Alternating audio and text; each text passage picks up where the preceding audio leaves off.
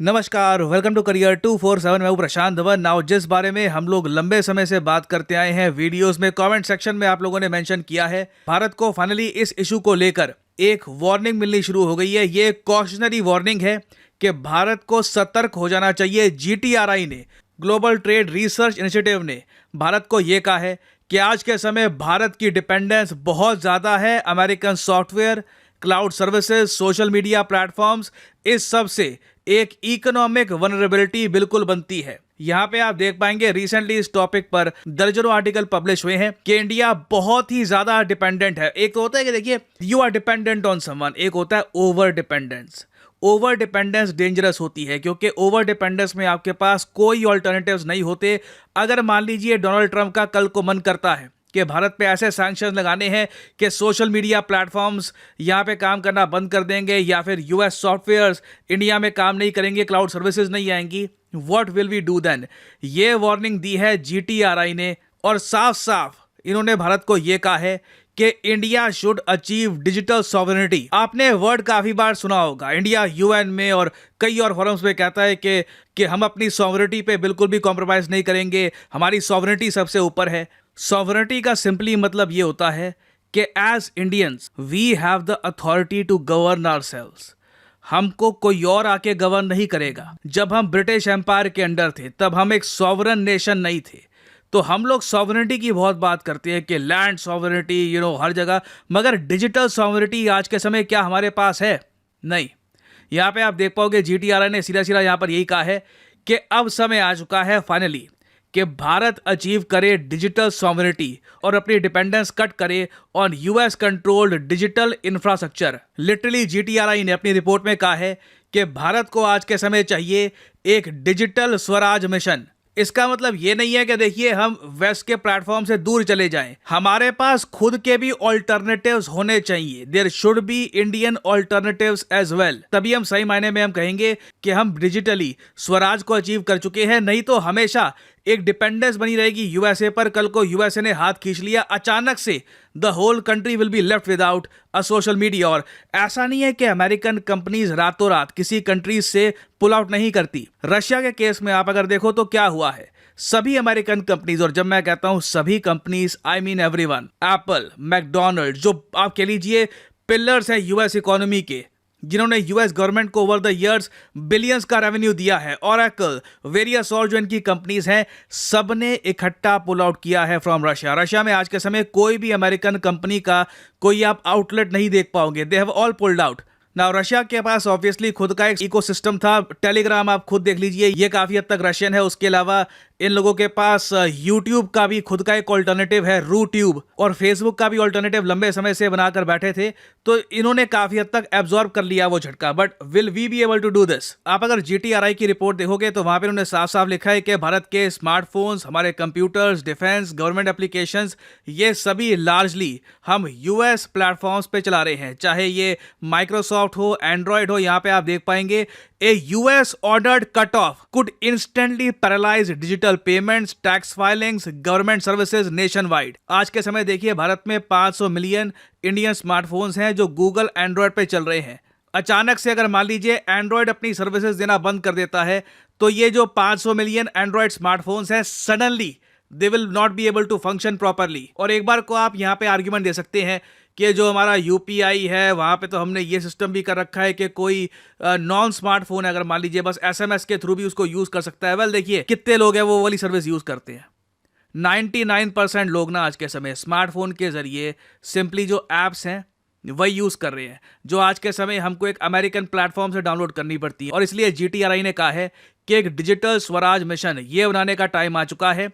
भारत का खुद का ऑपरेटिंग सॉफ्टवेयर होना चाहिए जिस तरीके से माइक्रोसॉफ्ट है। हमारे पास क्लाउड कंप्यूटिंग के लिए खुद की सर्विसेज होनी चाहिए। साइबर सिक्योरिटी में हमारे पास ऑप्शंस होनी चाहिए इंडियन कंपनीज की।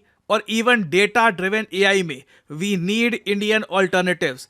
अब इसको लेकर इन लोगों ने टाइम फ्रेम दिया है। इन द शॉर्ट टर्म 1 से 2 साल तक प्लान ये कहता है कि mandatory sovereign cloud hosting for critical data, जो भी क्रिटिकल डेटा है देश का, सरकारी मिनिस्ट्रीज का, ये देखिए जब क्लाउड में हम स्टोर करते हैं ये किसी फॉरेन कंपनी की सर्विसेज ना यूज करके इंडियन सर्विसेज में हमको करना चाहिए।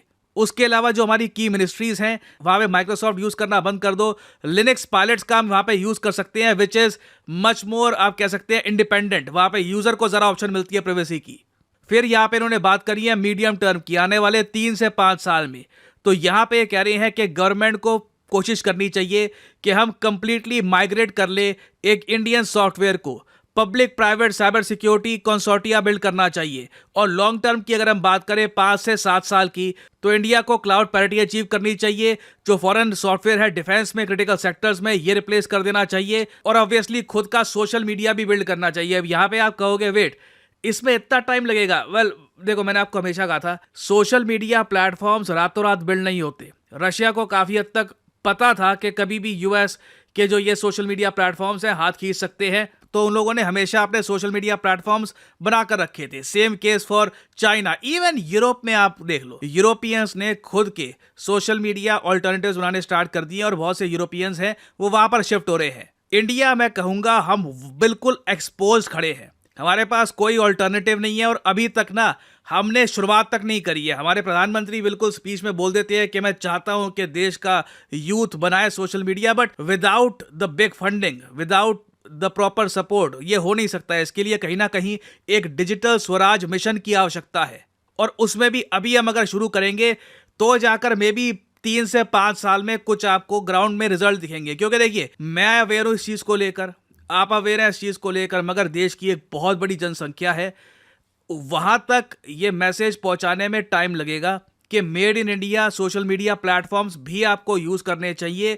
Don't be completely dependent on something that is foreign. और अभी तो देखिए यूएस में बात ये चल रही है कि G7 कंट्रीज को इंडिया पे टैरिफ्स लगाने चाहिए। तो अभी हमें पता नहीं है कि सडनली कुछ इसका एक ब्रेक थ्रू निकलेगा या नहीं निकलेगा। We do not know. Donald Trump की बिल्कुल स्टेटमेंट आएगी, India is my friend, I respect India वगैरह।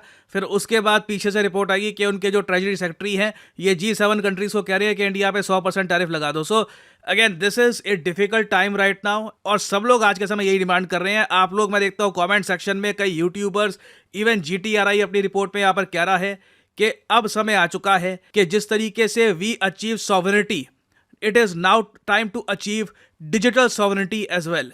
और वैसे मैं ये भी एक्सपेक्ट कर सकता हूं कि डिजिटल सॉवरेनिटी अचीव करना आसान होगा भी नहीं। अगर कोई कंट्री है उसको पता है कि उन्हीं के सोशल मीडिया प्लेटफॉर्म्स किसी कंट्री में यूज हो रहे हैं और अब वो कंट्री कोशिश कर रहा है सॉवरेनिटी अचीव करने की डिजिटली, तो वो कुछ रिस्ट्रिक्शंस भी खड़ी कर सकते हैं। तो it will not be easy, काफी प्रॉब्लम्स आएंगी, but eventually we need this digital sovereignty is something that India needs right now। और इस टॉपिक से रिलेटेड बहुत सी डेवलपमेंट्स आएंगी इन द फ्यूचर। मैं आपके लिए अपडेट्स लाता रहूंगा। फाइनली आपसे मैं सवाल पूछूंगा, पहली बार इतिहास में इंडिया, ईरान, उज्बेकिस्तान का एक ट्राइलैटरल समिट हुआ है रिसेंटली, किस देश की कैपिटल में? ये है यहाँ पे आपकी ऑप्शंस, इंडिया, ईरान, यूके या फिर चाइना। कमेंट सेक्शन में करिए उत्तर।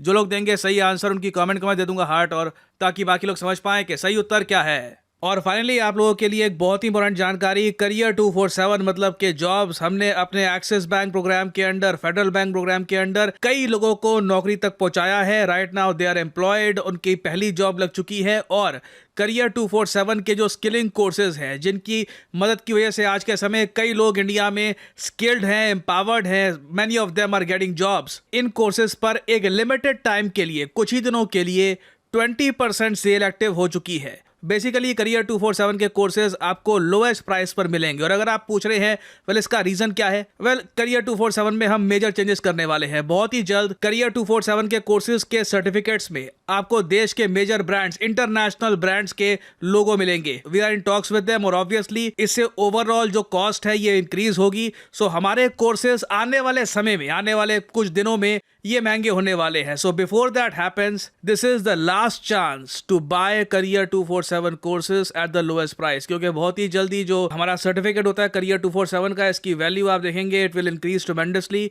Major brands are getting involved. तो आपके पास मौका है कोड PG10 यूज करके अफोर्डेबल रेट्स पर ये करियर ऑल्टरिंग कोर्सेज आप परचेज कर सकते हैं। सिंपली आपको क्या करना है, इस वीडियो की कमेंट सेक्शन में जाइए, यहाँ पे जिस कोर्स में भी आप इंटरेस्टेड हैं उसके लिंक पर क्लिक करिए।